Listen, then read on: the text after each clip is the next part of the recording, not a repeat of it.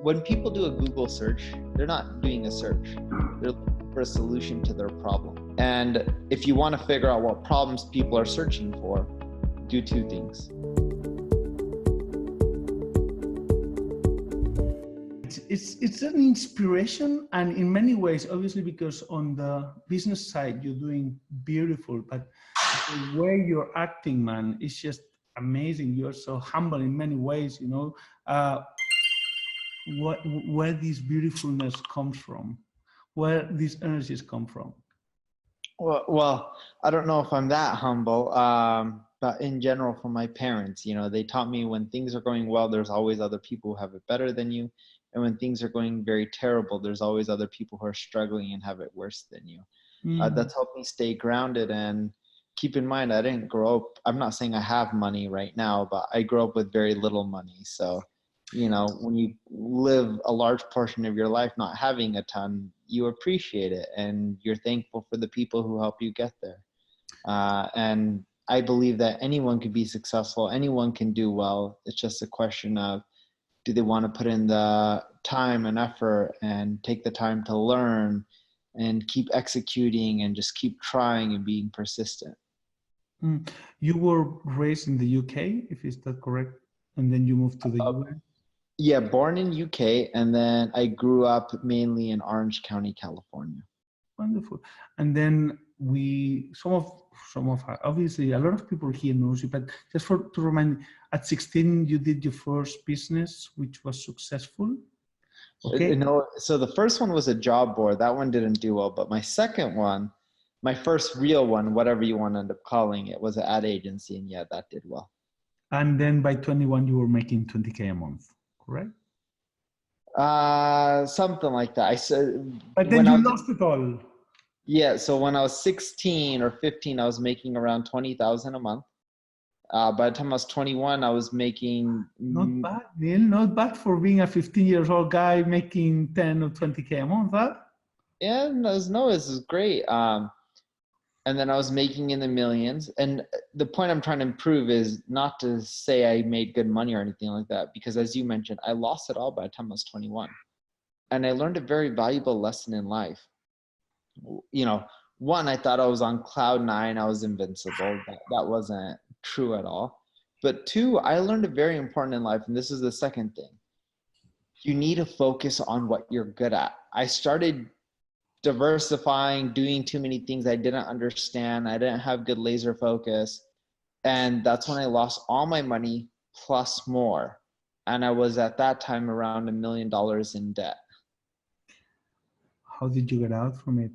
$1 million in debt? You just write off and say, I'm going somewhere else far away? Or can you come out? No, it was debt, so I had to pay it off. It doesn't matter what I did next, I still had to pay it off. Wow. So what year did you pay it off, if I can ask? Same year, it took 1 year. Okay, not too bad, not too bad.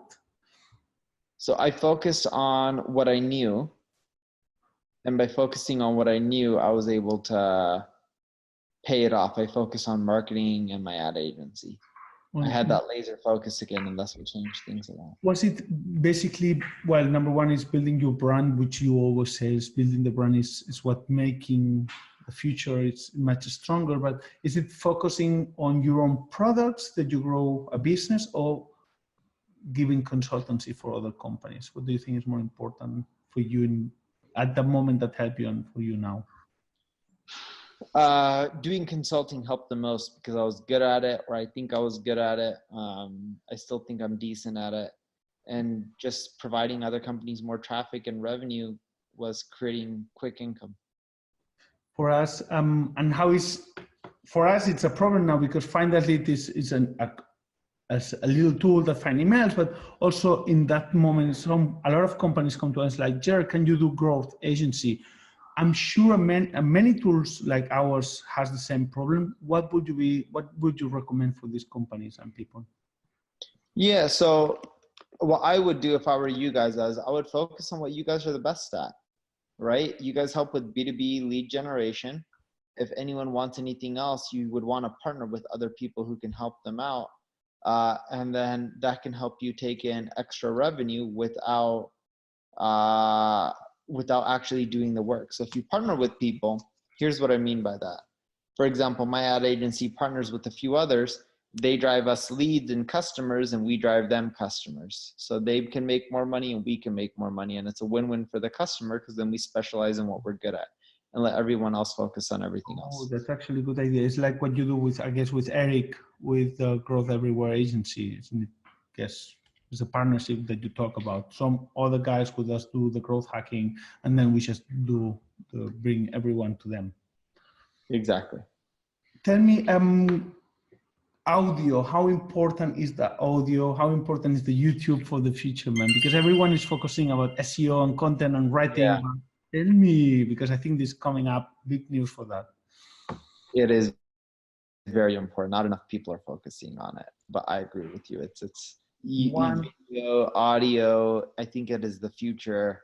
One blog for every 7 people, and no one has really think about how do we get it voice ready. How do you get it voice ready? I mean, what's the tools? Do you have any tools in mind that it's like, okay, Jared, you really need to use these guys or whatever? There is no specific way other than think about when people do a Google search, they're not doing a search. They're looking for a solution to their problem. If you can answer those problems in a sentence or two, you're more likely to show up for a voice search. So that's a fundamental thesis. And if you want to figure out what problems people are searching for, do 2 things. 1, go look at your Google Search Console. It'll show you where you're getting all the traffic from. 2, go look at Quora. Quora has a lot of popular questions. And if you can answer them, you'll get more voice traffic. I love Quora. And one of the things is like, if it's saying Quora, just take it and bring it to LinkedIn or bring it to Facebook or wherever. And I think what you've been doing lately, which has been amazing, same videos, same background, 3 tips or 5 tips. How long does it take you to prepare? Do you film like 5 or 6 in one day and then No, I film 15 in 2 hours. You do 15 of those 3 minutes videos in 15 2 hours. Okay. Do you have they average 4 to 6 minutes. I'm able to do 15, 2 hours. No rehearsing. I just go and I talk. Wonderful. 1 take. Okay, 1 take. Okay, I tried to do a few videos. 1 take. It takes me, man. How much practice have you been doing? None. I've just been. I'm kind of cheating because I've done this. I've spoke at so many conferences. I've been doing this for like 17 plus years now, maybe going on 18. It's not too hard, right? How important is people behind the scenes in your case? The film. Very important. Without them, it wouldn't happen. Pasquale, my video guy, without him. But it's the team. Without the team, I wouldn't be where I am. And people forget that. Me, Neil, there's nothing magic about me. What makes my content good, what makes me good is the team. I'm nothing without them. Oh man, I love what you're saying because I am 0.1% of what you're doing, and the team is just so supportive. I mean, Jared helped me with this. Kristen will help me with the. Oh man, for me it's so important. And sometimes it's like, I am like the racing guys, but they put the wheels, they put the road, they make sure everything. Neil, my designer. It's a little funny thing. We're going to be sending to the office or to where. Hopefully you can have it. Okay, that's a Mona Lisa, especially for you, with the heart in the hat from Find the Lead. Okay, which everything it's a proper picture. We'll send it to you. It's a little gift from Barcelona with love. She made I love it. Thank you. And being creative. I remember with one of the podcasts that you did with Eric is about, and it's a book. Talking about giving gifts to your customers and to your users. Tell me if you have an experience with this and if you have any recommendations for the people who's listening to us. Yeah, showing appreciation to your customers is a great way to help with retention. And I learned this from Conversion XL. It's a company based in the UK. And when I signed on with a client, they sent me a gift bag with tea and cookies and everything. So that way during our kickoff call, we could all eat and, start the kickoff right.